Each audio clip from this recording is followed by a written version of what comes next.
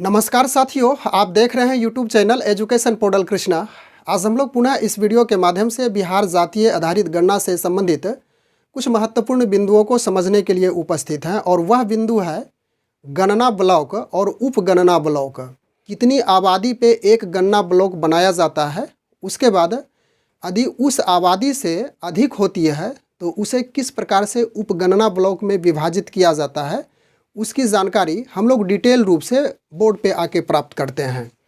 तो यह कुछ महत्वपूर्ण पॉइंट्स है जिसको हम लोग पहले समझते हैं, उसके बाद आसानी से सभी चीज़ एक एक करके समझ में आ जाएगा।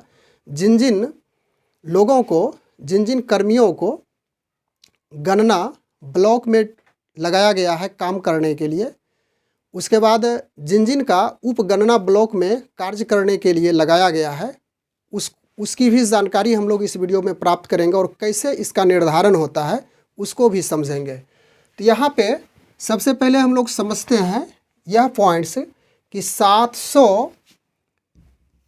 या 700 से कम आबादी, तो यह एक गणना ब्लॉक कहलाएगा। स्पष्ट है कि वैसे वार्ड क्षेत्र जिसकी आबादी 700 है या 700 से कम है तो वह एक गणना ब्लॉक कहलाएगा, यानी कि वह एक गणना क्षेत्र होगा। उसके बाद इसका अगला पॉइंट इस प्रकार से है कि 700 से अधिक आबादी, यानी कि 700 से जो ही आबादी अधिक हो जाएगी तो वह एक गणना ब्लॉक और एक उपगणना ब्लॉक में डिवाइड हो जाएगा। और इसकी जो आबादी है 1200 के इर्द गिर्द होगी, यानी कि 1200 के करीब होने पर वह वार्ड, वह क्षेत्र एक गणना ब्लॉक और दूसरा उपगणना ब्लॉक में डिवाइड हो जाएगा। उसके बाद इसका अगला पॉइंट्स इस प्रकार से है कि गणना ब्लॉक, उपगणना ब्लॉक एक ही वार्ड में स्थित होगी। इसका अर्थ हुआ कि गणना ब्लॉक और उपगणना ब्लॉक एक ही वार्ड में होगा, यह अन्यत्र वार्ड में नहीं हो सकता है। ऐसा नहीं कि वार्ड संख्या 5 में गणना ब्लॉक है और वार्ड संख्या 6 में उपगणना ब्लॉक हो गया, ऐसा नहीं हो सकता है। जब भी वह गणना और उपगणना ब्लॉक होगा एक ही वार्ड में वह स्थित होनी चाहिए। उसके बाद अगला पॉइंट इसका इस प्रकार से है कि 700 के बराबर, ध्यान दीजिए इसकी स्पष्टता और हम लोग आगे टेबल से करेंगे, सारणी से करेंगे। पहले हम लोग जो मुख्य बातें हैं उसको समझ लेते हैं। 700 के बराबर, तो 700 के बराबर एक गणना ब्लॉक, इसमें उपगणना के चांस होने का चांस ही नहीं है, यानी 700 के बराबर तो एक गणना ब्लॉक और उसमें एक प्रगणक कार्यरत होगा, यानी कि 700 की आबादी में एक प्रगणक। क्लियर है। उसके बाद अगला पॉइंट्स है कि 700 से कम फिर भी, यानी कि 700 से अधिक कम की आबादी हो गई, 700 से कम फिर भी एक प्रगणक वहाँ पे लगाया जाएगा और 700 से कम आबादी को एक गणना ब्लॉक ही कहेंगे। उसके बाद आगे और क्लियरेंस होगा कि 700 से अधिक आबादी, यानी 1200 की आबादी हो गई, तो इसे दो पार्ट्स में विभाजित किया जाएगा, एक गणना ब्लॉक और दूसरा पार्ट्स होगा एक उपगणना ब्लॉक। तो पहला गणना ब्लॉक में एक प्रगणक लगाया जाएगा। उसके बाद पुनः जो पहला उपगणना ब्लॉक हुआ उसी वार्ड में एक उपगणना ब्लॉक में फिर एक प्रगणक को लगाया जाएगा। उसके बाद हम लोग आगे समझेंगे इस सारणी से, यानी कि यह जो विवरण है इस स्थिति को और स्पष्ट कर देगी। तो हम लोग यहाँ पे थोड़ा सा काल्पनिक बातों को लेकर के चलते हैं। यह बुकलेट में इसकी चर्चा नहीं की गई है, लेकिन हम लोग समझने के दृष्टिकोण से इसकी चर्चा कर लेते हैं कि गणना ब्लॉक जब हो गया तो एक प्रगणक है और उपगणना ब्लॉक जब हो गया तो इसे उप प्रगणक के रूप में समझ सकते हैं।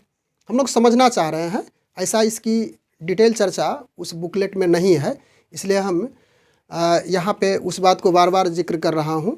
तो सिर्फ समझने के दृष्टिकोण से कह रहा हूँ कि गणना ब्लॉक मतलब प्रगणक को कहेंगे, यानी गणना ब्लॉक में प्रगणक को लगाया जाएगा और उपगणना ब्लॉक में उप प्रगणक को लगाया जाएगा। भाग 2 याद कीजिए, भाग 2 मकान सूची विवरणी प्रपत्र को जब भरेंगे तो उसमें भी कोड की सहायता से स्पष्ट रूप से दर्शाया गया है। उसमें बॉक्स बनाया गया, उसमें कोड आपको अंकित करना है कि गणना ब्लॉक और उप गणना ब्लॉक। यदि आपकी ड्यूटी उप गणना ब्लॉक के लिए हुई है तो आप उप गणना ब्लॉक का ही सर्वे करेंगे, और जिसकी ड्यूटी गणना ब्लॉक के लिए हुई है वह उसी कोड को उसमें फिलअप करेंगे जो बॉक्स दिया है कोड के रूप में। अब इसकी स्पष्टता हम लोग यहाँ से करते हैं, निम्न विवरण से स्थिति और स्पष्ट होगी। तो यहाँ पे समझिए कि यह वार्ड संख्या है, वार्ड संख्या इस रो में है, यानी कि वार्ड संख्या 10, 11 और 12 है। यहाँ से समझ आ जाएगी। उसके बाद आबादी है, यानी कि इस 10 नंबर वार्ड में 700 की आबादी है, और 700 की आबादी लगभग परिवार की संख्या बताई गई कि आपकी जो घर की संख्या होगी, परिवार की संख्या होगी 150 से 160 के इर्द गिर्द हो सकती है। तो 150 से 160 700 की आबादी हुई। अब इसके नीचे चले आइए, गणना ब्लॉक ऑब्लिक उप गणना ब्लॉक है दिया हुआ।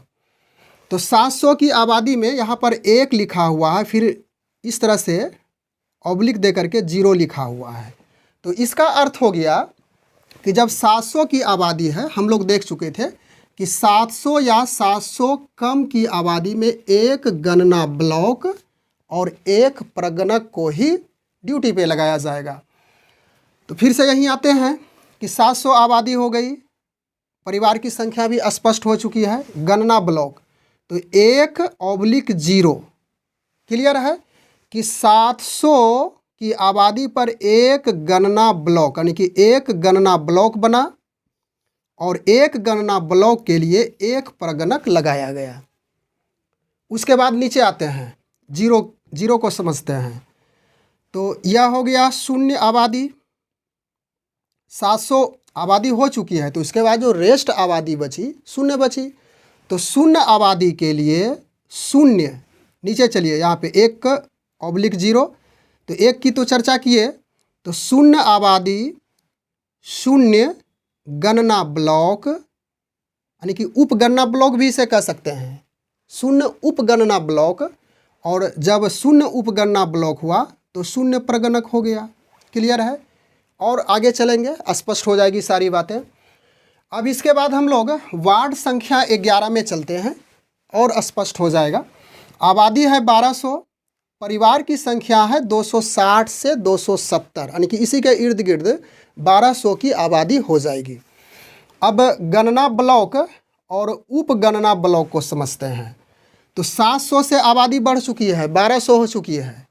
तो 700 की आबादी पर हम लोग पहले ही स्पष्ट कर चुके हैं कि 700 की आबादी पर एक गणना ब्लॉक बनाया गया और उसमें एक प्रगणक को ड्यूटी पर लगाया गया।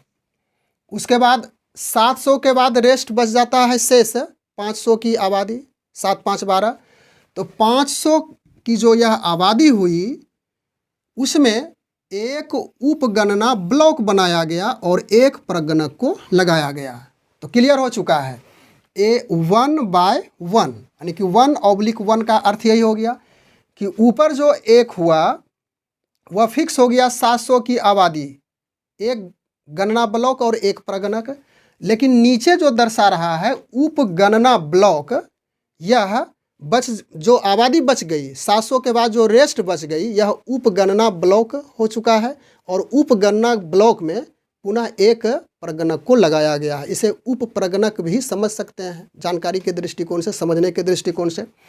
तो 500 की आबादी पर एक उप गणना ब्लॉक और एक प्रगणक वहाँ पे कार्य करेगा। अब और आगे चलते हैं, इसमें 1800 की आबादी है और बताया गया है कि परिवारों की संख्या 400 से 410 के इर्द गिर्द हो सकती है। तो इसमें 1/2, यानी कि गणना ब्लॉक ऑब्लिक उप गणना ब्लॉक, तो 1/2। तो यह जो एक है यह 700 की आबादी लेकर के फिक्स हो जाएगा। इसके लिए निश्चित हो जाए कि हमें 700 की आबादी का सर्वे करना है। तो 700 की आबादी के लिए एक गणना ब्लॉक बना, एक प्रगणक को फिक्स किया गया। उसके बाद 700 के बाद आपका बच जाता है 1100, यानी कि 1100 और 700 1800 हो चुका है। तो 1100 बचा, उसे 2 पार्ट्स में आप विभाजित कर देंगे। तो 2 पार्ट्स में विभाजित करने के बाद 550 और दूसरा भाग 550 होगा। यह उपगणना ब्लॉक के अंतर्गत आएगा। तो 550 की आबादी पर एक उपगणना ब्लॉक और एक परगणक को फिर यहाँ पे लगा दिया गया। बच गया 550, फिर एक उपगणना ब्लॉक यहाँ बन गया। यहाँ पे 2 उपगणना ब्लॉक बन चुका है, ध्यान देंगे। एक गणना ब्लॉक और 2 उपगणना ब्लॉक, यानी कि एक गणना ब्लॉक और 2 उपगणना ब्लॉक। तो इसके लिए पुनः एक परगणक को लगा दिया गया है। अब थोड़ा सा और इसको हम लोग क्लियर करते हैं। यह जो बुकलेट में दिया हुआ था इसी का हम लोग समझने का प्रयास किए। अब सपोज कीजिए कि 700 से अधिक आबादी दे लिए 750 है। 750 की आबादी है किसी वार्ड में। तो यह बुकलेट कह रही है, वह जो निर्देश पुस्तिका है उसके अनुसार से हम लोग चलेंगे कि 700 की आबादी, तो यह जो 700 की हो गई तो यहाँ पर यह एक बन गया गणना ब्लॉक, और उसके बाद 50 जो बच गया यह हो गया उप गणना ब्लॉक। क्लियर है? तो इस स्थिति में यह जो 700 की आबादी है इसके लिए एक परगणक को फिक्स किया गया है, यानी इस आधार पे एक परगणक को फिक्स किया जाएगा। और यह 50 की जो आबादी है इसके लिए पुनः एक परगणक को लगाया जाएगा। और इस परगणक का कार्य होगा कि जो उपगणना ब्लॉक का कोड है भाग 2 में मकान सूची विवरण, यानी कि मकान सूची विवरणी जब प्रपत्र भरेंगे तो उसमें जो उपगणना ब्लॉक के लिए डिप्यूट किए गए हैं कर्मी, उनको उस प्रपत्र में दर्शाना है लास्ट में। और गणना ब्लॉक को, यानी गणना ब्लॉक का जो कोड है उसे, मतलब यह जो 700 वाले कर्मी हैं वह उसमें अंकित करेंगे। तो इस प्रकार से इस वीडियो के माध्यम से हम लोग समझने का प्रयास किए कि किस प्रकार से गणना ब्लॉक और उपगणना ब्लॉक का बंटवारा किया जाएगा, और उसमें कितनी आबादी, कितने घर, और किस प्रकार से कितने कितने कर्मियों को किस प्रकार से कार्य करना है उसकी जानकारी प्राप्त करने का प्रयास किए।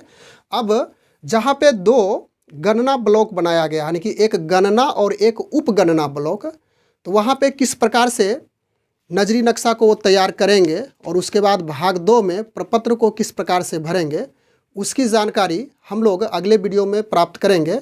और इसके साथ साथ यह भी हम लोग उसमें जानकारी प्राप्त करेंगे कि पहला जो गणना ब्लॉक हुआ उसमें पहला परगणक होगा, उसके लिए जो 700 की आबादी है वह किस प्रकार से उसको अरेंज करेंगे, और दोनों का कार्य एक ही समय में स्टार्ट होना है। तो अंतिम में जब पहुँचेंगे तो कहाँ से वह उपगणना ब्लॉक के कर्मी होंगे, तो उसको किस तरह से उसको निर्धारित करना है अपना सीमांकन, तो इसकी जानकारी हम लोग अगले वीडियो में प्राप्त करने का प्रयास करेंगे। बस आज के वीडियो में इतनी ही चर्चा करने के लिए उपस्थित थे। Thanks for watching. Good bye.